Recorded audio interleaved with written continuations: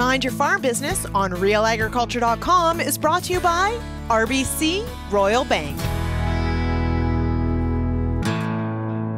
Welcome to the Mind Your Farm Business podcast, brought to you by RBC Royal Bank. I'm Sean Haney, founder of realagriculture.com and host of Real Ag Radio on Rural Radio 147, Sirius XM. You can find more episodes of this podcast by going to mindyourfarmbusiness.com. In the past, we've had episodes on building a great team through core values and culture.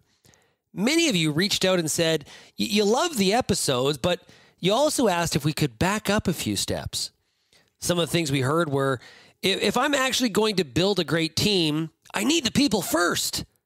Also, how do I find those 5-star recruits instead of settling for just like 1 stars in such a tight job market? Today's guest on the Mind Your Farm Business podcast is Amber Johnson. She's CEO and owner of Forge Performance based in Calgary, Alberta. Many of us jump into the hiring process and don't start first with being diligent about what we're actually looking for.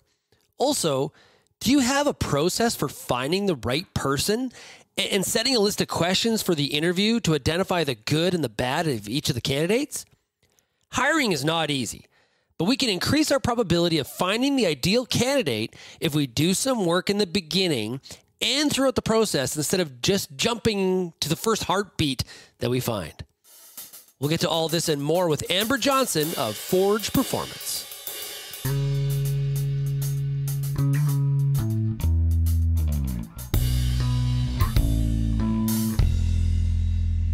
Amber, welcome to the podcast. Thanks for having me, Sean. Okay, I think this topic is so important. It's so critical because we talk about building a team, but there are right ways of doing it. There are okay ways of doing it, and then there's really the wrong ways to do it. When we talk about hiring right, what does that mean to you? What does that look like? Well, I think it really has to do with, in my opinion, has to do with core values. And are you actually tying your core values to your company's core values to the recruitment process and the questions that you're asking people? I think where recruitment falls short, or perhaps you could say is done wrong, is when you focus so much on, the skill set that you're looking for and not the person that you're actually talking to. So more of that behavioral piece as opposed to the skills piece. Okay, so that makes sense to me, but does that more apply in a white collar situation than, say, a blue collar? So, because a lot of our farming listeners will say, I can't find anybody. We're basically, do you have a pulse? We're hiring you. How does, with the shortage of the labor market, how does that fit in with being so picky in regards to focusing on core values? Yeah, and I mean, that's a really good question. And truthfully, all of my clients vary from blue collar to white collar. And so I guess for me, I think you're still tying it back to the core values. I think even in a tight market, even when, maybe you're not able to find, 50 people that, are after the job that you have, whether it's on the farm, whether it's manufacturing, I mean, it could be anywhere. I still think that you're going to have problems if you still don't tie it back to, the right questions during the interview process. Okay, we'll get to some of the questions here in a little bit. What I'm curious is, does the mantra of hire slow, fire fast still apply in today's world of HR? That's a really good question.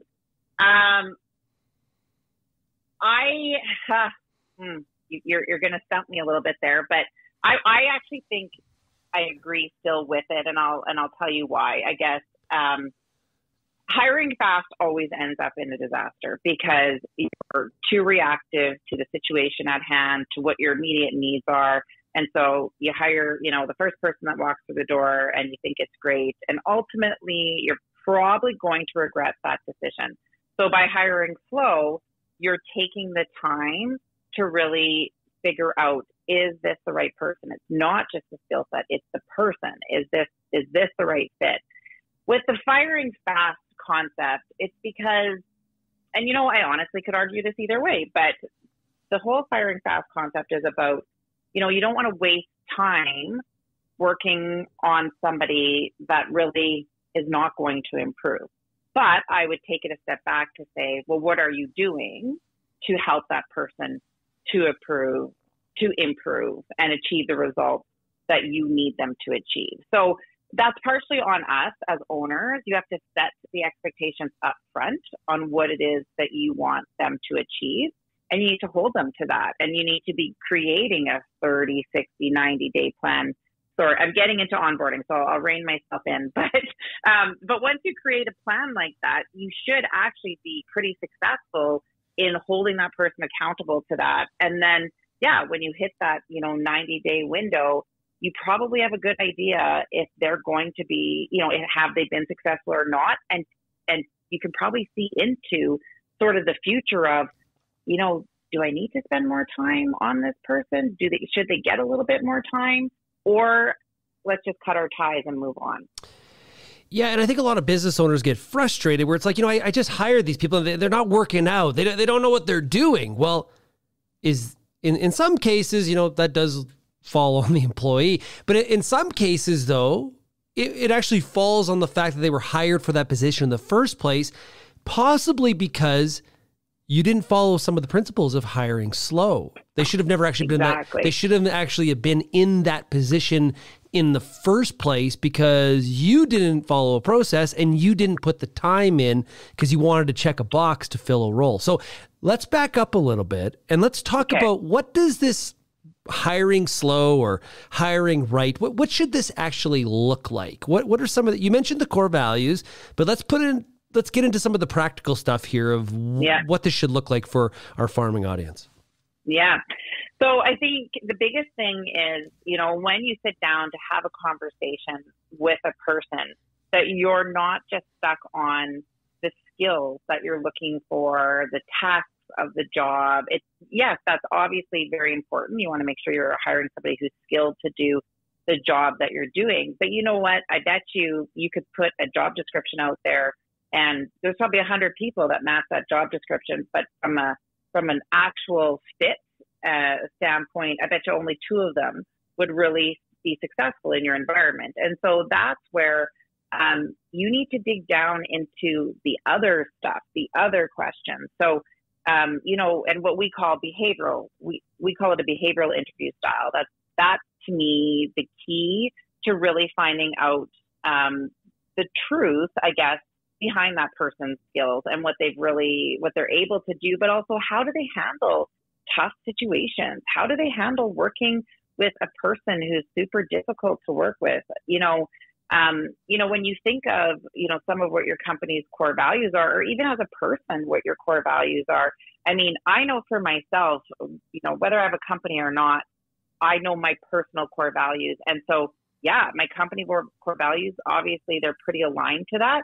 But I want to make sure that those people that I'm going to surround myself with are attached to that. And so what I mean by that is, if you're looking for somebody who is, you need them to achieve results. Like you have targets, you have timelines, and we need to hit those targets and timelines.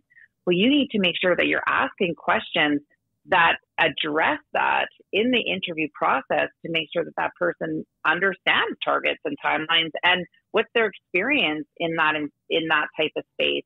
Sometimes it's the simple questions. It doesn't even have to be all, HRE, as I would call it, is that, sometimes it's the conversation you have with somebody from the moment you meet them at the door to the interview, from the time that you walk to the meeting room or, to the coffee shop. Like it's how are you? How did you find the drive today? Like, did you find parking okay? I mean, that person's response to that question can tell you so much about that person. I mean, if they complain and say it was terrible and there was no parking and this and that, you know what? That tells you a lot about that person and how they're going to probably approach, number one, that commute every day, if that's where they have to go. And number two, I think maybe just their outlook on life is a little bit more, you going to the negative instead of going to the positive, right? So it's a simple example. Is that the kind of idea where we saw this trend at one time where, companies tried to be as funky as possible, asking the most oddball sort of questions to sort of challenge people to think on their feet and see how they react? Was that kind of the premise of what that was all about? You know what? I think it's funny you say that, because I definitely have seen some crazy, crazy questions out there in the past. But yes, you know what? It's really about trying to show that person's their true nature is really what it's about, right? And so it's not supposed to be a trick. Interviewing, you're not trying to trick the candidate. You're literally just trying to have a conversation with them and hopefully just pull out, some of just who they are as a person. And then hopefully it ties to kind of what you're looking for and just guiding your questions down that path, right? So personally, that conversational style interview is going to, you're going to be way more successful in finding the right person than trying to make it very tactile, right? Okay, it needs to be this and it needs to be this. And then we got to ask the skills. And if they don't have that skill, okay, well, we're not going to hire them. Well, guess what though? They might not have that skill. But what if their fit is so perfect to your company and you can train that skill? Then that's what you should really be digging into in the interview process. So we have kind of like this triangle. We've got core values at the apex of the triangle, which is a really critical component. And I think this is an area where I'm assuming and I'm guessing that a lot of farms aren't having the discussion or the evaluation of a candidate based on core values. I think I highly encourage people to engage in this and do it, because it does make a huge difference. So we've got core values, and then we've also got a candidate's experience in terms of skills applicable to this role. And then we have this other point, which is like capacity to learn, passion, enthusiasm. That's another consideration. It's kind of balancing those two between, am I looking for enthusiasm and capacity to learn, or am I looking for experience, and trying to balance those off? It's a bit of a tug of war. It is. And I would say we tend to look at experience first. That is where, which ultimately, of course, makes sense. When you are looking for somebody, you want to make sure, well, if I'm going to pick up the phone and talk to this person, I really hope they have the skill set I'm looking for. So of course, skill is always going to be, I'm going to say it this way. Skill is going to be the number one driver while you pick up the phone and you interview that specific person. But I don't think skill is actually where your final decision should be relied upon, if that makes sense. So I think you really need to be looking at, do they match the core values of your company? And okay, so maybe they're missing a couple of the skills, but hey, this person is such a great fit. They have the capacity to learn. They want to learn. They're very, almost humble maybe in their approach. This person is probably going to be very successful in your organization if you look at it from that perspective and then sort of piece those skills onto that. If you go straight for skills and you forget about core values, you forget about capacity to learn, I will probably guarantee you that in 90 days, you're probably questioning if you hired the right person. And then you start all over. Yeah. Right? And I think for any entrepreneur, farming and ranching owners included, that's a timely, costly process, right? Very. Yeah. And so we want to try to do it. And even if we did everything right, sometimes things don't work out, right? We should say that too. Even if you follow things to a T, you still may end up, we made the wrong selection. Yep. And I've done it for myself. I'm not perfect at it either. I mean, I definitely follow this strategy, but you know what? There's definitely been times where, I myself have realized, oh shoot, I should have asked this question in the interview. I never thought of that. That really would have told me a lot about this person. And so, no, there's definitely no foolproof method. I'm going to say it that way. However, I will say that your probability of hiring a successful candidate, looking at tying your core values to the way you interview somebody, will give you a higher probability of hiring the right person for your organization. A lot of times I think entrepreneurs, there's like a one interview, sometimes two. And in many cases, when there's two, it's not that different than the first. There may be like a different person brought in to assist, but it's like, what was the point of having the second interview? We kind of just rehash what we talked about in the first one. But I have heard some companies in some settings doing, 2, 3, 4, 5 interviews for some positions, which, depending on the role, it would be extreme overkill, I would think. For a lot of farmers and ranchers that are looking to fill positions, should you do 2 interviews as an example? You know what? I think that my advice would be, if you're going to just do one interview, make sure it's you and somebody else. Like, don't do it as a one person. And part of that is, it's good to have somebody else who maybe, has a different opinion than you, maybe sees things slightly different than you, because it can give a different perspective on the candidate. I know that, it's definitely common right now for companies to have multiple layers of interviewing. And as you said, if you're not going to change what you're trying to accomplish in each set of interviews, why wouldn't you just have one interview and invite all those same people to it? So, and quite frankly, you have to look at that from the candidate's perspective too. Like, that is pretty daunting to go to multiple interviews. And, I've definitely talked to candidates where they feel, a little bit like they were kind of almost used and abused because they went to 5 different interviews and then they never got the job, right? Yeah. So I think it's about using your time wisely, and it's about using the candidate's time wisely, but also it's making sure that you're really getting, make sure that you're making each interview have a purpose. And so, if the second interview is, you want them to meet your team to make sure that they're a fit for your team, then that makes sense, right? But the biggest mistake that we see people make is that they literally are just doing the same interview twice, just with somebody else asking the same questions. And I mean, that is something we make sure that when working with our clients, that we actually create the questions so that we make sure they're hitting, what are we missing from the first interview that we think we need clarity on? That's what you should be addressing in the second interview.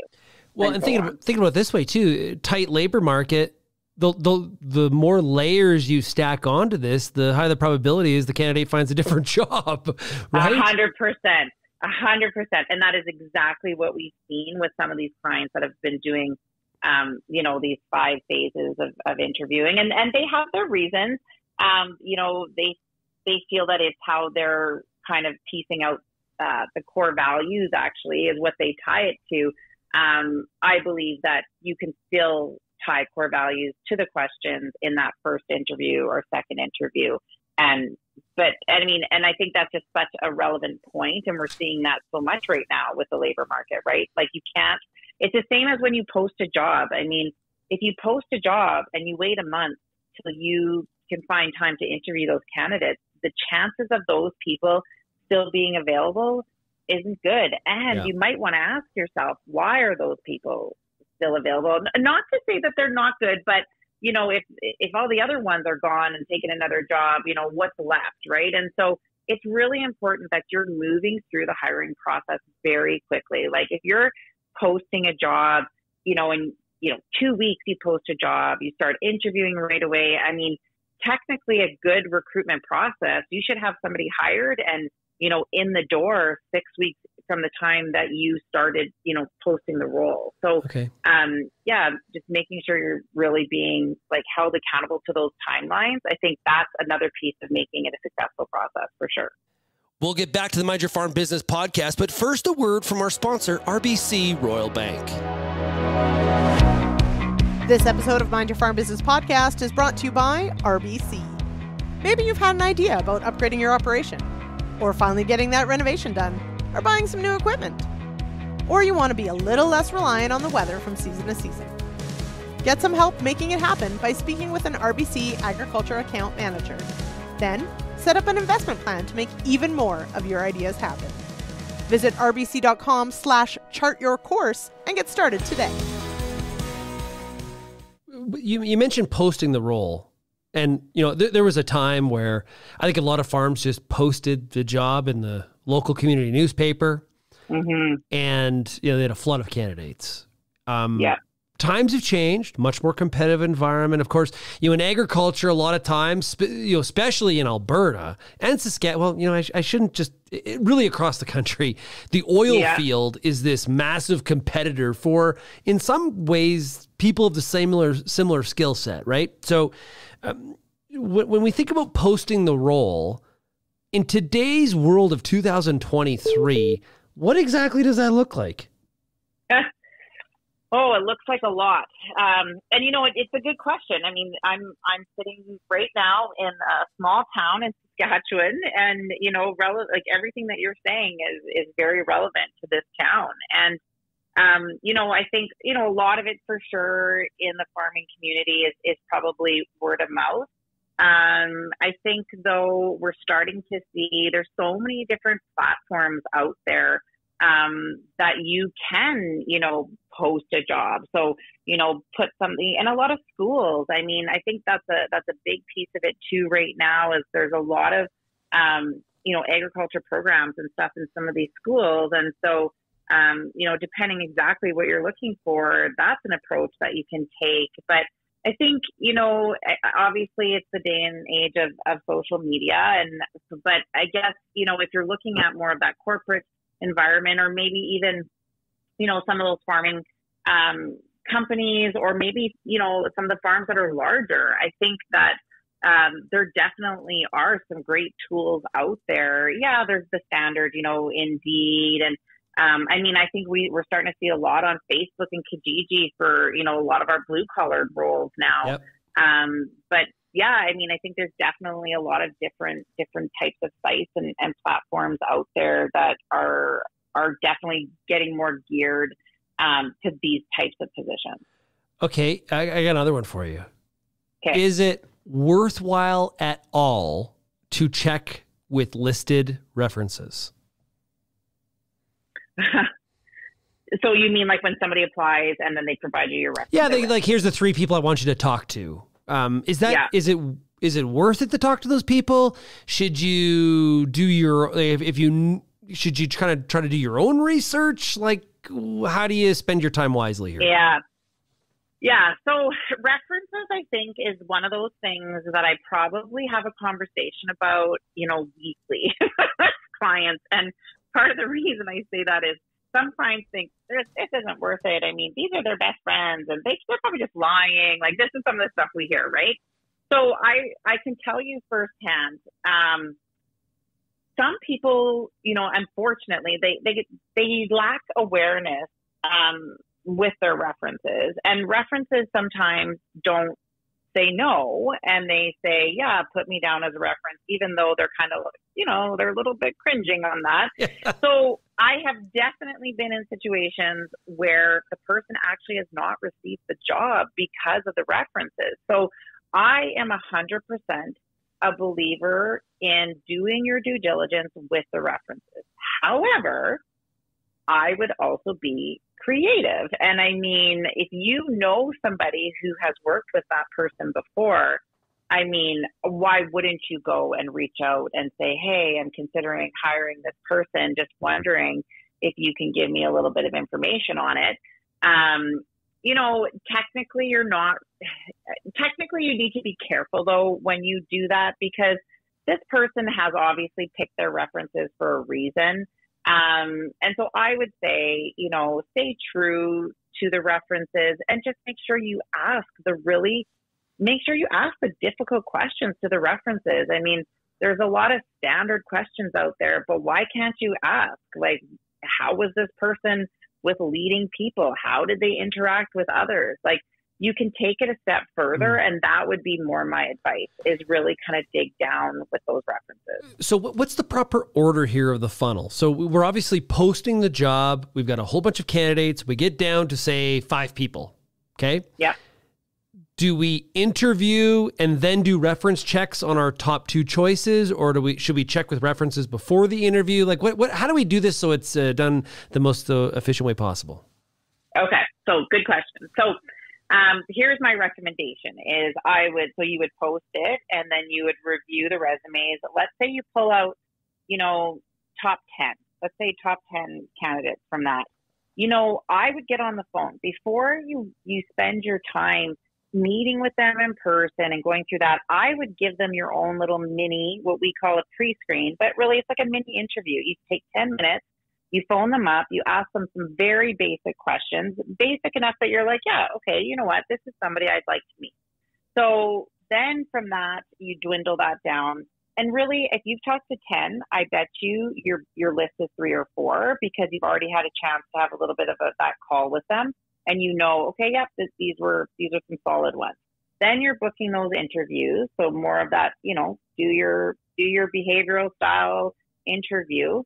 And then once you get down to the top 2 candidates, that's when you want to do the references. Now, sometimes when people are employed, they might be a little uneasy about that because they don't want to set off their employer to know that they're hiring. But you can definitely try to work that angle a little bit more.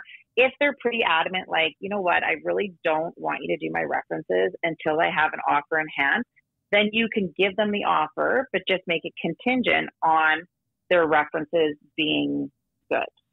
So that would be my advice. And be discreet. Very discreet. Yeah. Yeah. Exactly. I've heard of situations where, hey, business owner, hey, just so you know, so-and-so is looking for a job. Don't do that.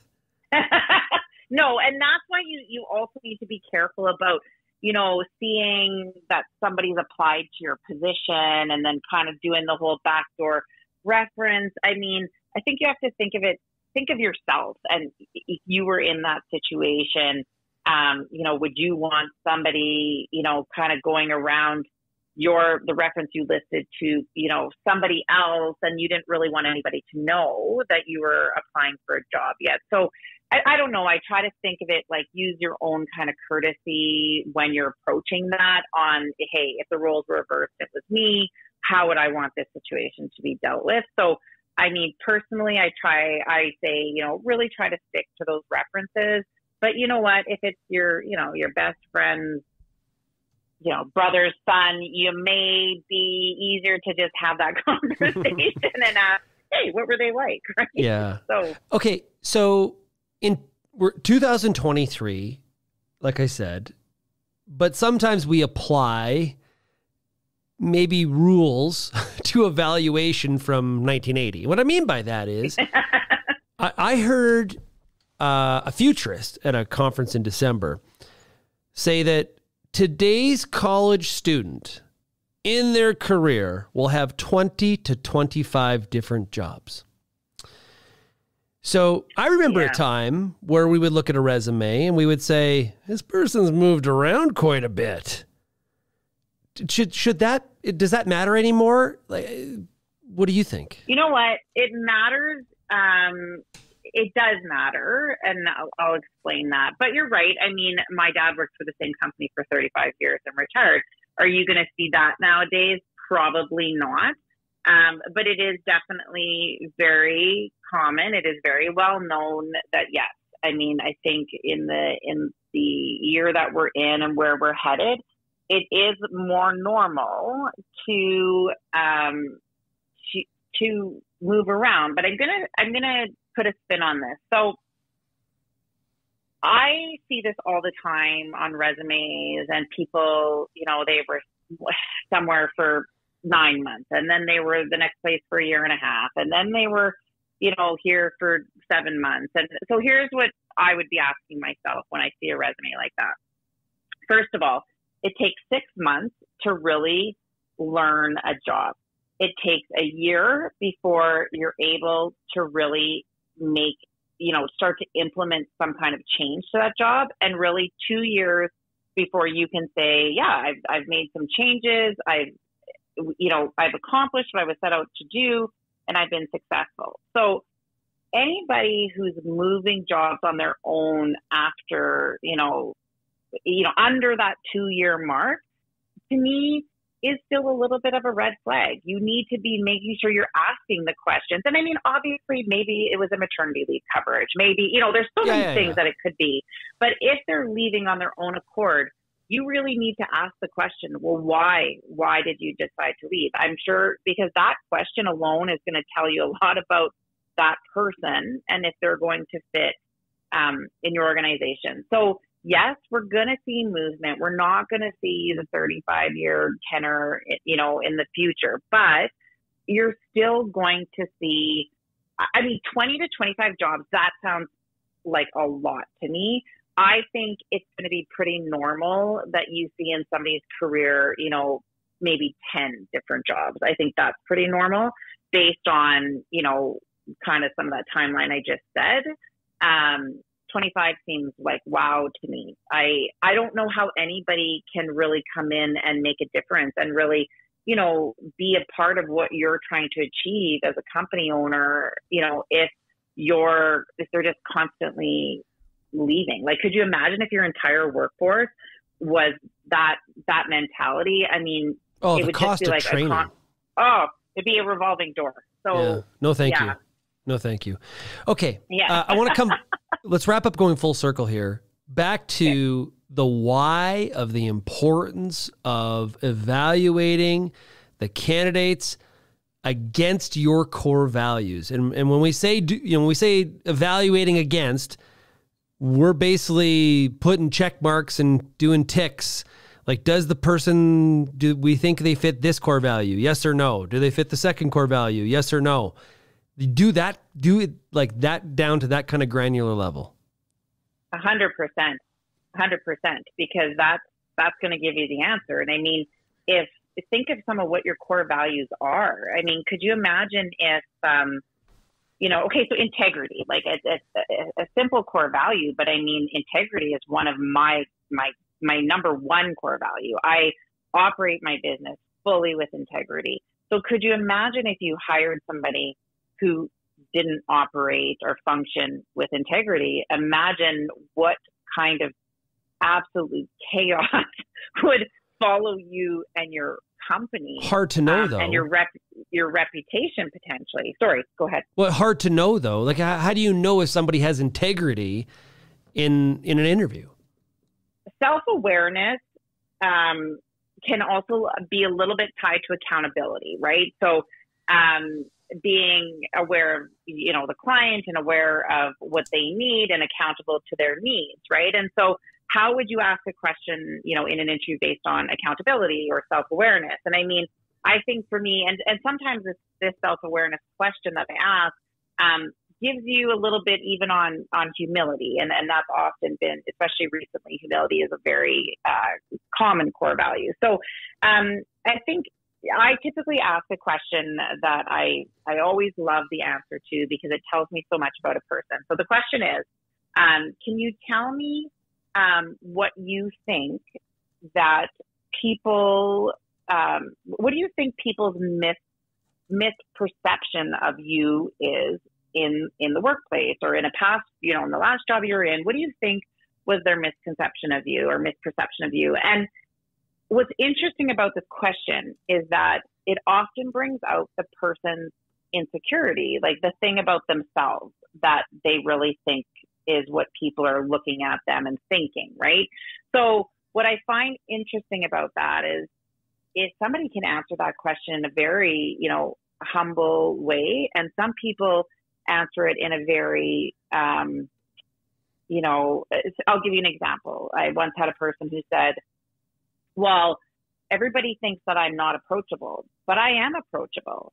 Well, but if the perception is that you're not approachable, then that's the reality of these people. Yeah. And so you need to make sure that so it's great that this person is aware that they're not approachable, but then what are they doing to make themselves approachable? They're probably not doing anything. They're just saying that's what people think of me. Do you know what I mean? Absolutely. And so it's these types of things. I mean, that question can be sometimes, it can be the simplest of answer too, right? Where you're like, that's nice. Okay. No big deal. They're aware, but it's like something pretty minor. Even the standard conflict question, right? Like I always kind of laugh because everybody's like, you always ask the conflict question. And I'm like, yeah, because the conflict question, as simple as it is, it tells you so much about a person and how they deal with conflict. Like, are they the person who is going to be, being able to work through their challenges with other coworkers, or are they the person who's maybe going to be the problem maker? And so again, that piece also ties to, core values in the sense of collaboration. I mean, collaboration is definitely one of my core values. And so, that question is important because, is this person capable of working with other people and dealing with the conflict and collaborating, or is it going to be something else? Right. So I like that. Like asking questions with purpose so that you're able to go back and actually do that evaluation to the core values. That's an interview with intent besides just checking boxes. That's fantastic. Okay, good. Amber, I have a million more. Great stuff.